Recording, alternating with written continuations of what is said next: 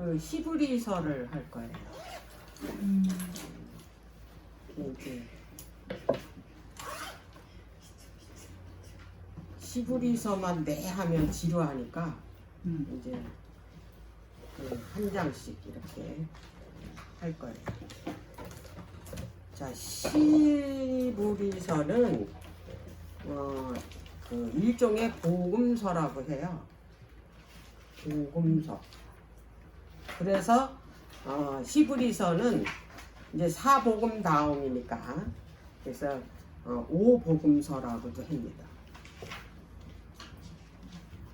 자, 사복음이 그리스도께서 이 땅에서 사역을 하는 책이라면 제5복음서인 히브리서는 그 예수 그리스도께서 하늘에서 사역을 합니다. 보죠. 이해되죠? 그러니까 히브리서는 주로 이제 뭐냐면 그 하늘 성소입니다. 그동안에 이제 그 히브리서를 이렇게 굉장히 어렵게 생각을 했어요. 그래서 오랫동안 교회를 다녀도 히브리서에 대해서는 언급을 잘 안 하니까 그래서 이게 설명하기가 되게 힘든 부분이 히브리서였었어요. 근데 이제 우리가 이제 성서 공부를 많이 했잖아요. 성서 공부를 많이 했고 이제 그 우리가 이제 구약을 그 이 출애굽기, 레위기 이거 공부를 다 했잖아요. 그래서 이 히브리서가 우리는 이미 그걸 공부를 했기 때문에 굉장히 이해하기가 쉬워요. 이제 제가 이제 오늘 이거를 다룰 텐데 설명을 들으면 더 쉬워요. 자, 그러면 이제 우리가 이제 히브리서를 볼 때 히브리서만의 특징이 있어요. 특징. 히브리서는 비교급을 많이 써요. 더 좋은, 더 우월한, 뭐 이렇게. 그래서 이 단어를 많이 그 사용하는 이유는 뭐냐면 그리스도의 우월성을 나타내기 위해서 그래요. 그러니까 말하자면 그 모세와 천사보다 더 나은, 더 우월한, 더 뛰어난 분이 그리스도다. 이렇게.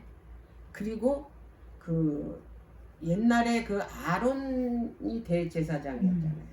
그 아론의 대제사장보다 멜기세덱이 더 뭐다? 우월하다. 뭐 이렇게. 그래서 멜기세덱에 대해서 이제 그 6장, 7장 이렇게 그 이게 8장까지 있나 그래. 그렇게 여러 장에 걸쳐서 멜기세덱에 대해서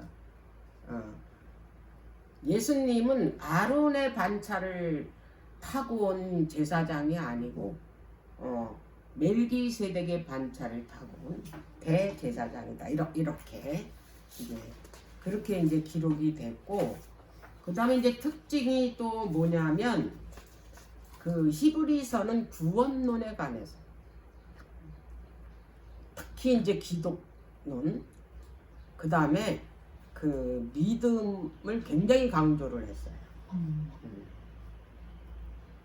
그리고 이제 세 번째 특징이 뭐냐면 그 언약 개념을 통해서 옛 언약보다 새 언약이 더 어떻게 낫다라는, 그래서 옛 언약과 새 언약을 비교하고 있다. 이게 히브리서의 특징이에요. 그래서 우리가 옛 언약, 새 언약을 이제 이해하려면 이제 이 히브리서를 보면 아주 완전히 이해를 해. 지난번에 공부했죠. 그래서 그 히브리서를 통해서 이제 그거를 아주 자세하게 비교를 했으니까 우리가 이해가 더 쉽다라는 거.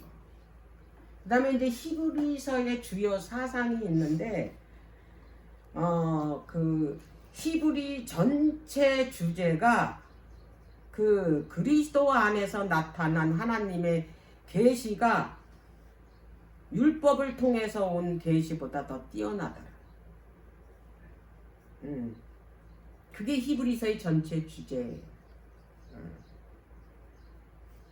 그래서 그 뛰어난 그 예수님을 나타내기 위해서 어떤 단어를 썼냐면 더 나은, 더 좋은, 뛰어난, 뭐 이렇게 우월한 뭐 이런 단어를 많이 썼다는 거. 자, 그리고 이제 그 모세에게 율법을 주신 하나님이 그 아들 예수 그리스도를 천사보다 잠깐 못하게 하셨다. 그 입장에 나와요. 그렇죠? 그 왜 그랬을까? 왜 예수 그리스도를 천사보다 조금 못하게 그렇게 하셨나? 그거는 왜 그러냐면 그 완전한 인간 세계에 들어오시게 하려고 하는 거예요. 네, 우리의 구속을. 사람이 아니면 그 사람으로서 그 이 죄의 성량을 타고 온 그 사람으로서 죄를 이겨야 되거든. 그렇기 때문에 이 지구의 사람은 뭐보다 못하게 지었다고요? 하늘의 천사보다 못하게 지었다. 그래서 예수님도 어떻게 했다? 그런 인간 세상에 오셔야 되기 때문에 인간을 구원하기 위해서 그래서 완전한 사람이 돼야 되기 때문에 천사보다 조금 못하게 지으셨다. 그렇게 해서 내려오셨다. 그 이야기를 이제 히브리서에서 말씀을 하고. 그리고 이제 또 그 예수 그리스도는 영원한 분이기 때문에 그리고 영원히 계시기 때문에 제사 직분이 갈리지 않아요. 인간 제사, 구약의 인간 제사장은 어떻게 영원하지 못하니까 계속 어떻게 해요? 그 사람이 죽으면 이제 다른 사람으로 갈리죠. 그러나 예수님은 뭐예요? 영원하신 분이기 때문에 갈리지 않는다. 그걸 얘기하는 거야, 히브리서. 그리고 그분이 봉사하시는 것도 이 땅이 아니고 하나님 보좌 앞이라. 그러니까 하늘 성소라는 거예요. 얼마나 뛰어나고 우월하신 분이라는 거를 이제 계속해서 히브리서 중심 사상으로 기록해놨다. 그리고 그 예수 그리스도께서는 그분이 이제 대제사장인데 그분은 반복할 필요가 없어. 인간 제사장은 하루에 2번씩 가서 이제 그 희생 제사를 드리고 이제 봉사를 하잖아요. 근데 우리 예수님께서는 우리의 대제사장인 예수 그리스도께서는 그렇게 반복할 필요가 없어. 왜냐하면 그분은 단번 딱 한 번 그분이 희생 제물을 드림으로 인해서 이제 그 인간이 율법을 범했잖아요. 그 죄를 완전히 옮기셨어요. 단 한 번 뭘로? 그분이 희생 제물이 되셨다. 그래서 더 이상 그분은 어떻게 제물을 드릴 필요가 없어. 단번에 끝냈어. 그게 중심 사상이야, 히브리서에. 그리고 이제 가장 중요한 거. 예수 그리스도가 마련하신 그 구원은 그 영원한 거고, 그 다음에 이거는 믿음으로만 어떻게 달성할 수, 얻을 수 있다. 딴 게 필요가 없어. 뭘로? 오직 믿음으로만. 이게 이제 히브리서 전체 중심 사상이라는 거. 자, 그러면 이제 그 히브리서가 이제 그 13장까지 되어 있죠. 13장. 그럼 이제 히브리서 이제 전체 이제 요약을 할 건데 첫 번째 1장에서는 그리스도의 위대성에 대해서, 그리고 천사보다 우월하신 그리스도에 관해서 기록한 게 1장이에요. 예. 그 다음에 이제 2장에 가면 모세보다 우월하신 그리스도에 관해서 어떻게 기록을 했어요. 그게 이제 3장까지 갑니다. 그 다음에 이제 4장에 가면 우리의 대제사장은 그리스도라는 거. 자, 그 다음에 이제 그 7장에 가면 대제사장 멜기세덱에 대해서 기록을 했어요. 그리고 인간 제사장인 그 아론은 불완전하다, 완전하지 않다. 그런데 그 우리의 대제사장이신 예수님은 영원한 속죄를, 완전한 속죄를 이루셨다라는 내용이 이제 히브리서 7장의 내용. 그 다음에 이제 그 8장에 가면 새 언약의 대제사장이신 그리스도에 관해서 기록을 했어요. 간단해요, 이 히브리서는. 그 다음에 이제 9장 가면 완전하고 영원한 그리스도의 속죄에 대해서, 그리고 지상 성소와 하늘 성소를 비교하면서 썼어요. 9장 가면. 그리고 이제 단번에 드린 그리스도의 제사에 대해서, 그리고 그분이 드린 제사는 완전한 제사다. 그 다음에 이제 10장에 넘어가면 온전한 예물로 드려진 그리스도에 관해서 기록이 됐고, 그리고 율법은 그림자다. 이제 11장은 우리가 다 아는 무슨 장이에요? 믿음의 장이에요. 그 다음에 12장은 그리스도를 생각하라,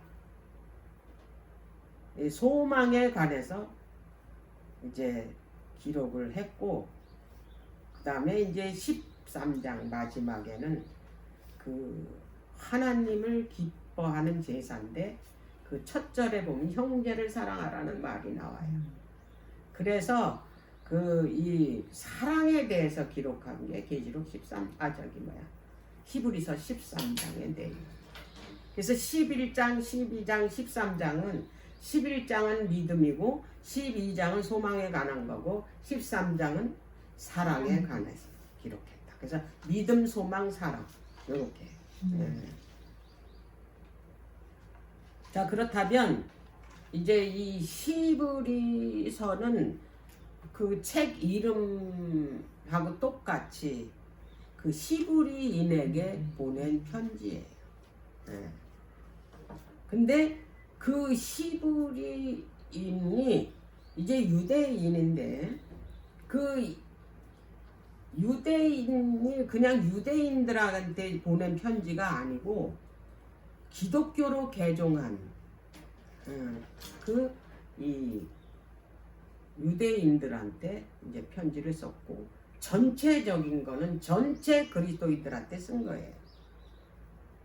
근데 이제 그 이 히브리서를 쓴 이 기자가 이 기독교로 개종한 유대인들이 이제 많은 그 핍박을 받다 보니까 이제 흔들리기 시작을 한 거예요. 다시 원래 유대교로 돌아갈까? 이제 이런 그 이 흔들림이 있다라는 소리를 듣고 이제 이들에게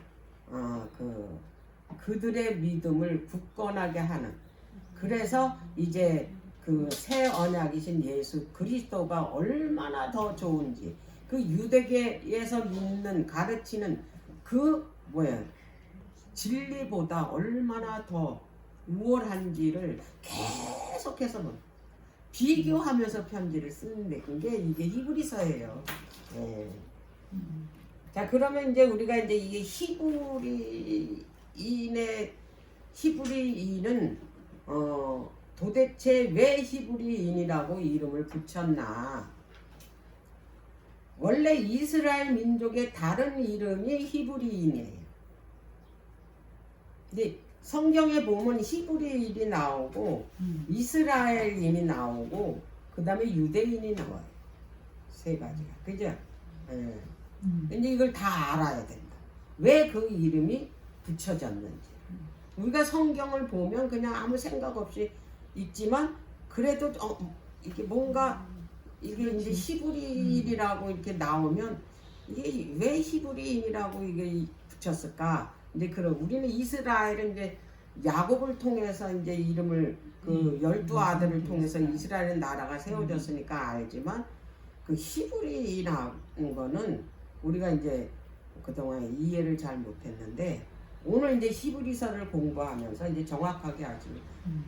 히브리인은 이제 고대 이스라엘 민족의 다른 이름인데, 이 히브리인들은 이제 고대 메소포타미아에서 그 팔레스타인 땅으로 건너간, 그리고 그들은 셈적어를 써요. 그래서 그런 사람들을 히브리인이라고 불러요. 그러니까 셈족계 뭐냐면 유농민. 자, 그러면 이제 이 히브리인이라는 이 말을 누구한테 처음에 썼냐면 아브라함한테 먼저 썼어요. 그 창세기 14장 그 13절에 보면 그 소돔과 고모라의 그 조카 롯이 있잖아요. 근데 거기 그 메소포타미아에서 온 그 왕들이 동맹을 맺어가지고 거기 쳐들어와서 다 붙잡아갔잖아요. 그래서 롯도 붙잡아갔고 그의 식구들 다 붙잡았고 재산 다 뺏어가지고 그런 내용이 14장이잖아요. 거기에 또 최초로 멜기세덱이 나오잖아요. 근데 그때 그 창세기 14장 13절에 보면 그 붙들려 가던 자 중에서 도망 나온 한 사람이 이제 아브라함에게 와서 이제 그 사정 얘기를 하는데 뭐라고 썼냐면 창세기 14장 13절에 도망한 자가 와서 히브리 사람 아브라함에게 구했다 그랬잖아요. 여기서 최초로 히브리인이 나옵니다. 그 히브리인을 그 사용한 사람이 누구라고요?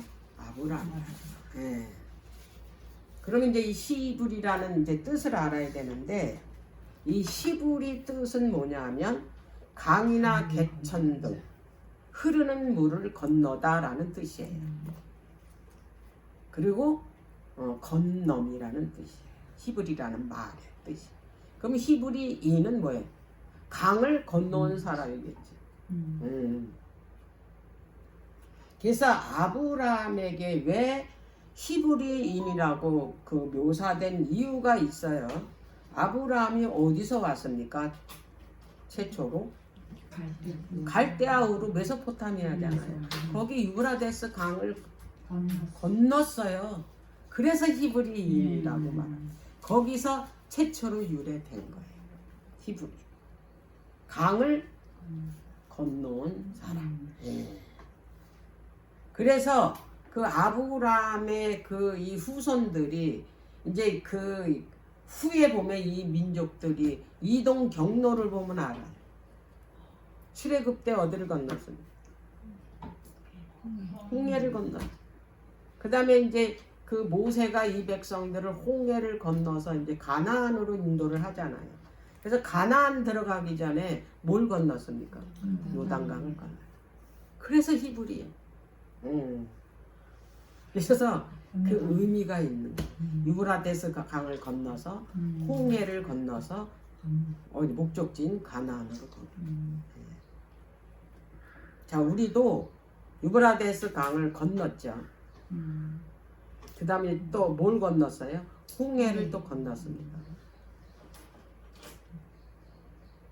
우리도 이 세상에서 나왔잖아요. 홍해를 건넜다라는 거는 뭐예요? 침례를 받았다.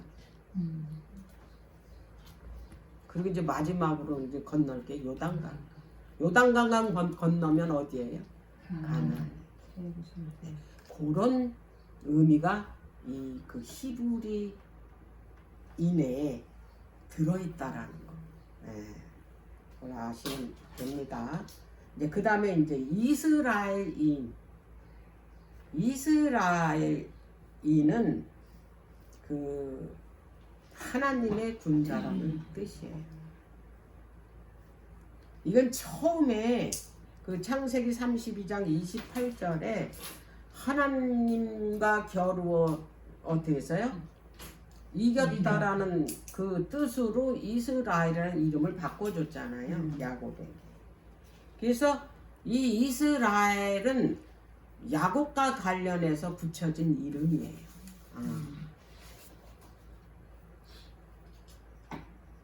자, 이 이스라엘은 그 출애굽이라는 역사적인 그 사건과 깊은 연관이 있어요. 왜 그럴까?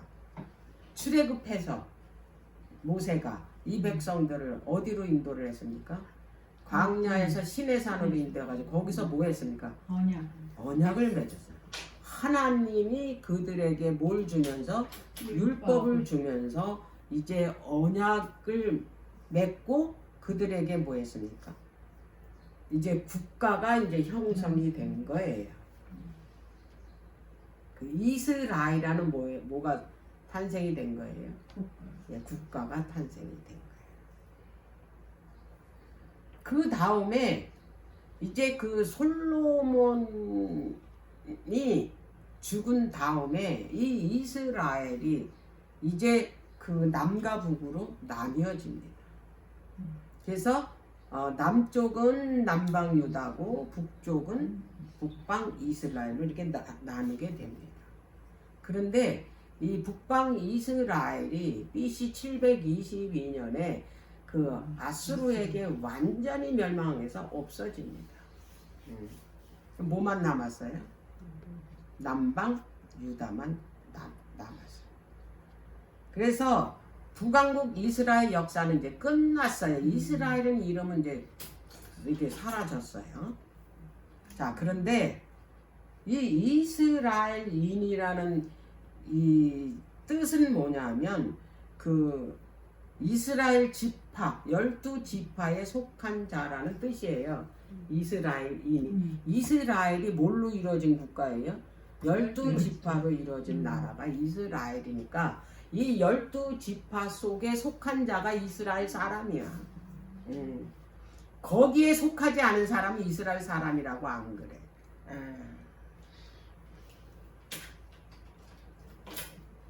그 출애굽하기 전에 그 모세를 통해서 이제 하나님께서 그 애굽에 그 10재앙을 줬잖아요. 그런데 고센 땅에 있는 요 그 야곱의 그 이 자손들에게는 뭐였어요? 재앙이 내리지 않은 거예요. 그래서 그 고센 땅에 있는 야곱의 12아들과 그 다음에 애굽에 있는 사람들이 완전히 구별이 된 거예요. 예. 그러니까 애굽은 세상을 뜻하는 거고 이제 이스라엘은 하나님의 백성을 뜻하니까 그래서 세상 사람과 하나님의 백성은 어떻게 완전히 구별이 돼야 돼.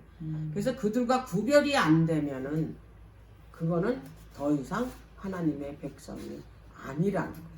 지금도 여전히 마찬가지예요.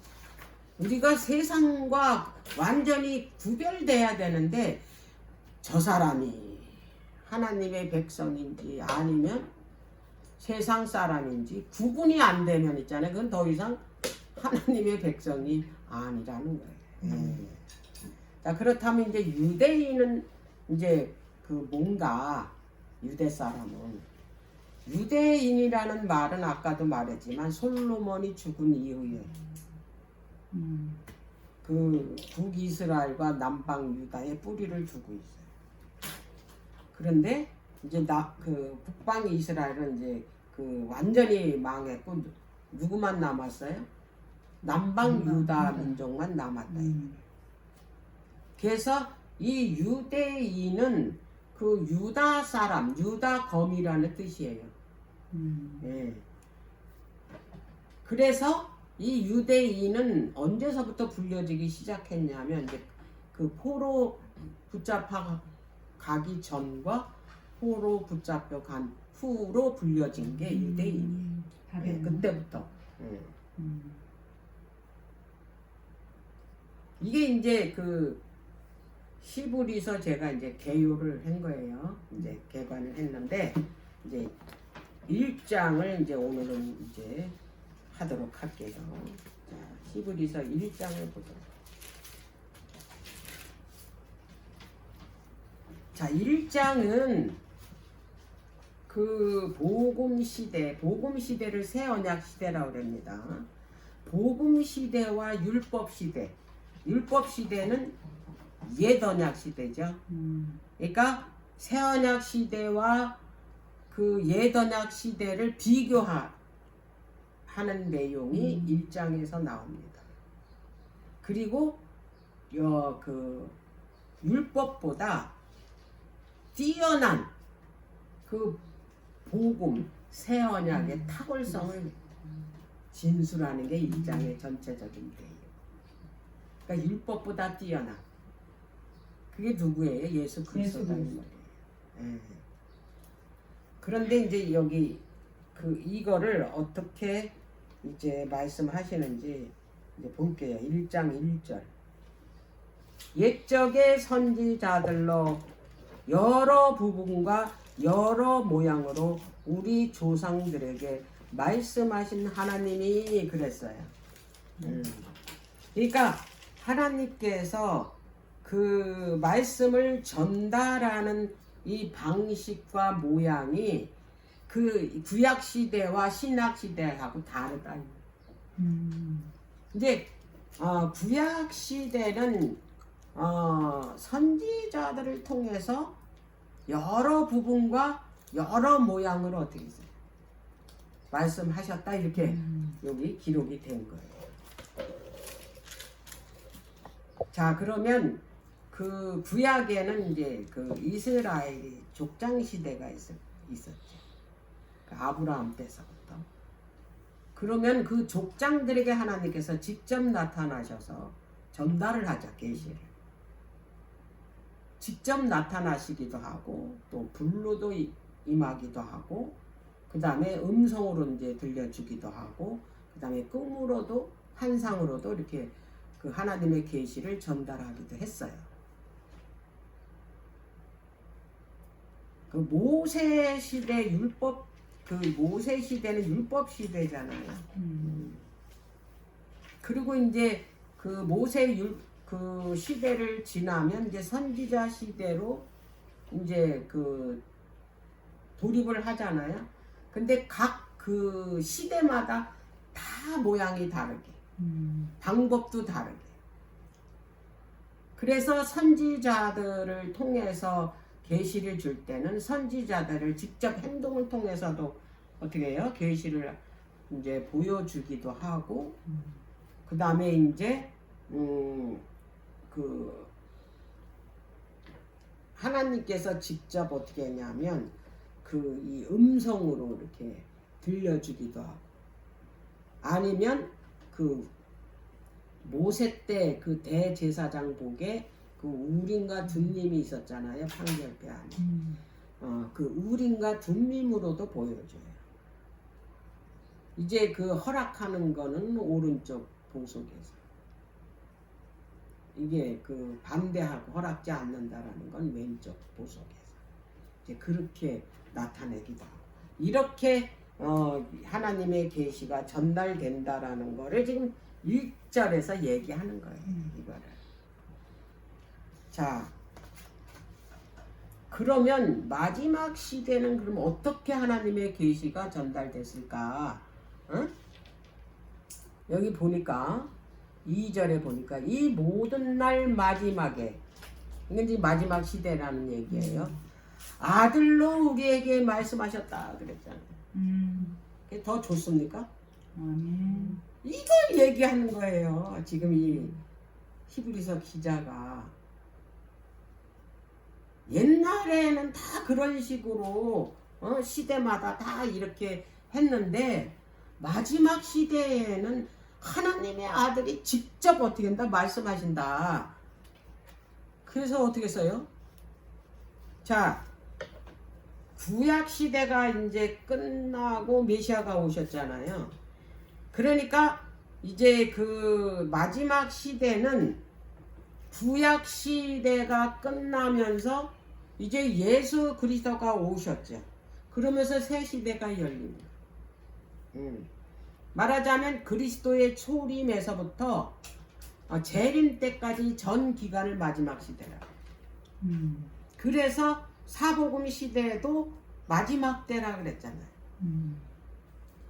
그래서 우리는 마지막이라면은 그저 그 이제 그 우리가 사는 시대에 그 마지막 예수님 재림 그때 끝에를 마지막이라고 생각을 하기 때문에 조롱을 받는 거야. 맨날 옛날부터 뭐 마지막 때라 그랬더니 뭘 예수님이 오시냐고 막 이런 식으로 하는데 그게 오해야. 그러니까 그 예수님의 초림서부터 예수님의 재림 때까지를 마지막 시대라 그게 통틀어서 그러니까 그거를 종말적인 날이라고도 그러고 또 그 끝날 말세라고도 그러고 또 그 다음에 이제 주의 날이라고도 표현해. 그래서 계시록에 가면 이제 주의 날에 누구야? 사도 요한이 계시를 받잖아요. 예. 그래서 그 마지막 시대에 우리가 살고 있다고 하잖아요. 근데 이 마지막 시대가 예수님이 십자가에 돌아가시고 또 기다렸다 했잖아요. 예수님 그 재림. 예. 그래서 이제 그거를 이해를 하셔요. 근데 마지막 시대에는 하나님의 아들이 직접 계시를 주셨다. 그래서 그 예수님은 언제 오셨냐면 구약 거의 끝나가는 무렵에 오셨어요. 그래서 그분이 오심으로써 이제 새 시대가 시작이 된 거예요. 네. 그래서 이 히브리서는 시간을 이제 어떻게 나누냐면 옛 계시 때와 새 계시 때. 그러니까 옛 언약 때와 그 새 언약. 그래서 시간을 어떻게 해요? 나누는 거예요, 히브리서.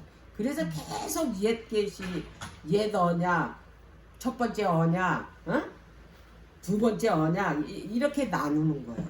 예. 그래서 예수님은 옛 계시, 옛 언약 끝에 오셔서 뭘로 이게 새 시대로 열었냐면 십자가에서 이제 뭐예요? 그 구속을 십자가에서 끝마침으로 인해서 새 시대가 열린 거예요. 그러니까 마지막 시대가 열렸다 이 말이에요. 예. 근데 이 두 시대의 공통점이 뭐냐면 계시자가 누구예요? 옛 계시나 이 마지막 계시 때나 계시자는 딱 한 분이야, 하나님.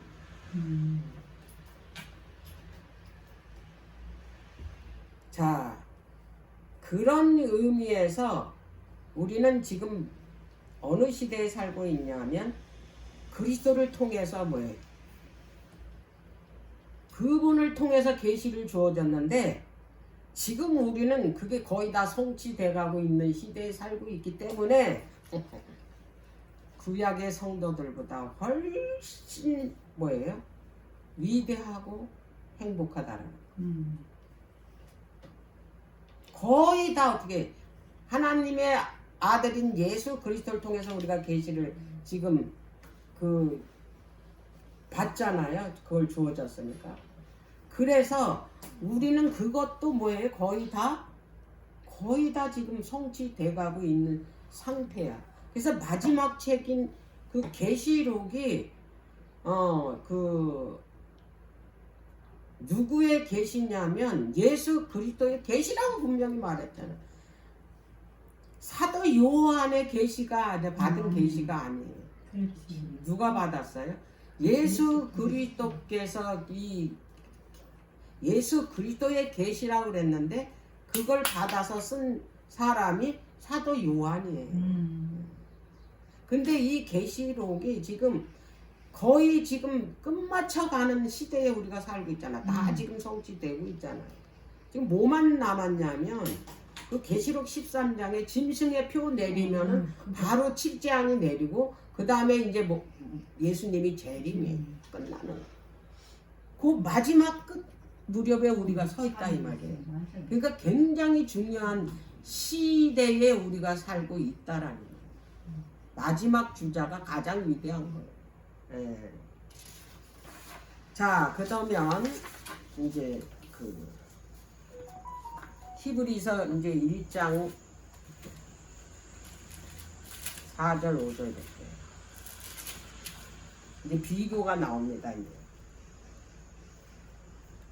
4절에 저가 천사보다 얼만큼 뛰어나면 저가 누구예요? 하나님의 아들이신 예수 그리스도. 저희보다 더욱 아름다운 이름을 기업으로 얻으셨다 그랬어요. 예. 하나님께서는 어느 때의 천사 중 누구에게 내가 내 아들이라 오늘날 내가 너를 낳았다 하셨으며 또다시 나는 그에게 아버지가 되고 그는 내게 아들이 되리라 하셨다 그랬어요. 자, 그러면 왜 이 그 히브리서 저자는 천사들보다 뛰어나다고 이렇게 말을 했을까? 예수님이. 그거는 유대인들이 그 천사관 때문에 그래요. 네. 그들은 천사를 섬겼어요. 그러니까 그 이 하나님을 이제 첫 번째로 섬기고 그 다음에 천사를 섬겼어요. 유대인들은. 우리는 아니야. 우린 천사 안 섬기잖아. 근데 유대인들은 그랬다고. 그러니까 지금 이 기독교로 개종한 이 히브리인들에게 이걸 쓰는 거라 그랬잖아요. 그러니까 그 천사보다 낫다라고 지금 얘기하는 거예요. 자, 그러면 유대인에게 있어서 천사는 어떤 존재인가를 알아야 된다. 그래서 이 왜 천사보다 낫다라는 거를 지금 이 기자가 쓴 그 의미를 알 수가 있다. 그거 뭐냐면 이제 그 천사가 구약에서 활동했던 영역이기 때문에. 자, 가브리엘 천사 알죠?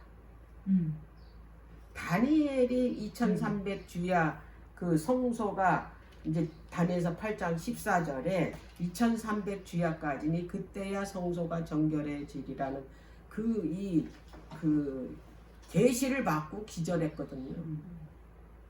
근데 그게 이제 이게 이해가 안 되니까, 그리고 너무 긴 기간이니까 70년 만에 이제 포로에서 해방되는 줄 알았더니 2300년이라는 그런 그 기간이 돼야지만이 성소가 정결해진다니까 너무 이제 이게 길잖아요. 그랬을 때 하나님께서 누구를 보냈냐면 가브리엘 천사를. 그리고 그에게 뭐했냐면 그거를 해석을 해주는 거예요. 9장에 가면 나오잖아요. 그 금식기도 하고 했습니다. 누구를 통해서 그 계시를 보여줬냐면 가브리엘 천사. 예수님이 탄생하기 전에 그 마리아에게 먼저 나타나셨잖아. 네가 이제 누구를 낳을 거라고. 메시아, 하나님의 아들을 낳을 거라고. 누가 가서 전달을 해줘. 가브리엘 천사가 전달을 해줘. 그랬기 때문에 이들은 이 천사에 대한 그런 이 개념이 우리하고는 달라요. 그게 왜냐하면 경배할 대상이기 때문에. 자, 그런데 지금 여기 히브리서 저자는 천사는 우리가 경배할 대상이 아니라고 명확하게 얘기해요. 왜 경배할 대상이 아닌가? 자, 14절을 볼게요. 천사는 우리가 경배할 대상이 아니다. 자, 14절 마지막 절입니다. 모든 천사들을 부리는 영으로서, 천사들은 하나님께서 부리는 영이야. 에? 근데 누구를 위한 영인, 이제 부리는 영인가? 구원 얻을 후사들을 위하여 섬기라고 보내셨다. 우리를 섬기라고 보냈다 이 말이야. 근데 뭘 그들에게 경배를 하냐? 얼마나 이게 좋은 계시냐고, 우리한테 준 기별이. 그래서 그 유대인들한테 그렇게 실망하지 말고, 이런 분이다, 이분이 이렇게 탁월하고 우월한 분이다, 이분이. 그거를 이제 설명을 하는 겁니다. 자, 그러면은 이제 또 어떤 점이 천사보다 뛰어난가를 또 쭉 설명을 해놨어요. 그들이 섬기는 천사보다 어떤 점이 더 뛰어난가? 하나님의 맏아들로서, 그러니까 장자로서 모든 천사들이 그에게 경배하는 존재다. 그게 이제 1장 6절에 이제 기록을 했어요. 천사들이 누구를 경배해요? 그분은 하나님의 장자로서, 맏아들로서 천사들이 경배할 대상이다. 그래서 천사보다 뛰어나다, 이제 이 얘기를 하는 거예요. 두 번째는 뭐냐면 그분은 왕이시다. 왕이니까 천사들이 어떻게 그분한테 경배해야 되는 거예요. 그분은 무엇보다도 창조주 하나님이다. 그리고 그분은 하나님의 우편에 앉아 계세요. 그리고 그분은 우리의 대제사장이다. 이게 1장의 전체 내용이에요. 그리고 천사보다 뛰어나다는 거를 강조하는 거예요.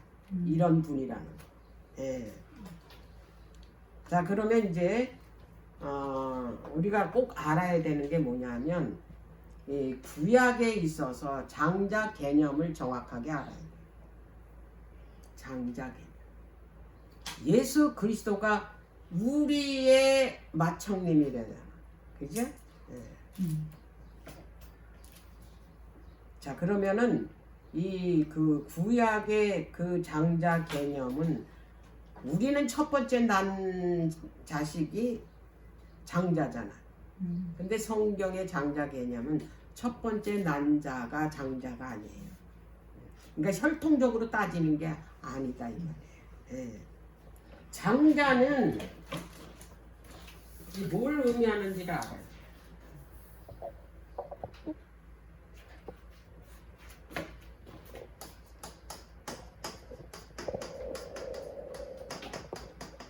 장자 개념. 장자 개념은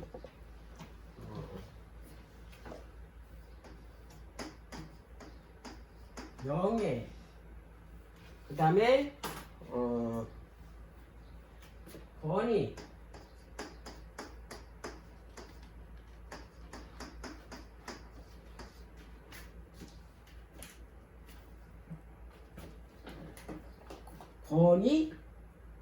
영예, 존귀, 요걸 의미해요, 장자 개념이.